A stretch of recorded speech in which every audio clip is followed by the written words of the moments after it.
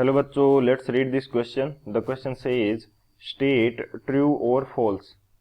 The maximum force of friction which appears when one body just slides over another is called limiting friction.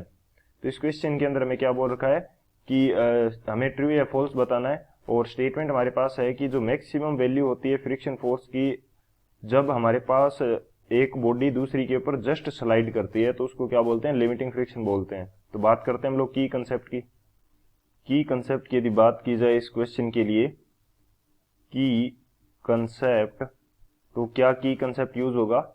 हम बात करते हैं यहाँ पे किसकी, लिमिटिंग फ्रिक्शन की.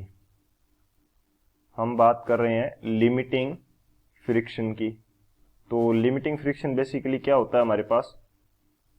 लिमिटिंग फ्रिक्शन वो स्टैटिक फ्रिक्शन का वो मैक्सिमम मान है या मैक्सिमम वैल्यू है, और उस कंडीशन के अंदर ये अप्लाई होती है जब हमारे पास एक ऑब्जेक्ट दूसरे ऑब्जेक्ट के अगेंस्ट जस्ट स्लाइड करने की कंडीशन के अंदर होगी. तो यदि मैं स्टेटमेंट के रूप में लिखता हूं तो ये मेरे पास क्या होगा, it is the maximum value,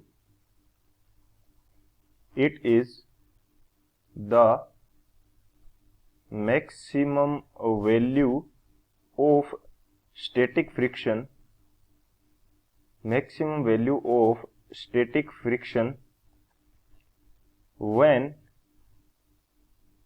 an object is on the point of motion, या कह सकते हैं on the point of just motion, या कह सकते हैं object is on just the point of motion, यानी कि उसके अंदर जस्ट इसके बाद में क्या होगी, मूवमेंट स्टार्ट होगी.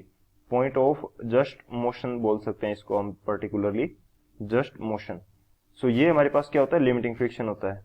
तो एग्जाम्पल के थ्रू हम इसको समझते हैं. तो यदि हमारे पास क्या हो गया, ये एक थोड़ा सा इसको सही बनाते हैं, ये हमारे पास एक सरफेस होगी, इसके ऊपर एक ऑब्जेक्ट रखी हुई है.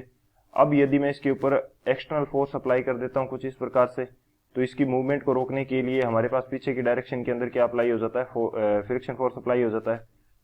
तो लिमिटिंग फ्रिक्शन क्या है, maximum value of static friction. तो यदि मैं बात करता हूं FLT यानी कि लिमिटिंग फ्रिक्शन, तो ये हमारे पास क्या हो जाएगा, maximum value of static friction. यदि मैं एग्जांपल की बात करूं तो इस ऑब्जेक्ट को मूव करवाने के लिए मेरे पास 25 न्यूटन क्या है, लिमिटिंग फ्रिक्शन है. तो जब तक मैं 25 न्यूटन से ज्यादा अप्लाई नहीं करूंगा ये मूव नहीं करेगी, ये ऑब्जेक्ट मूव नहीं करेगी.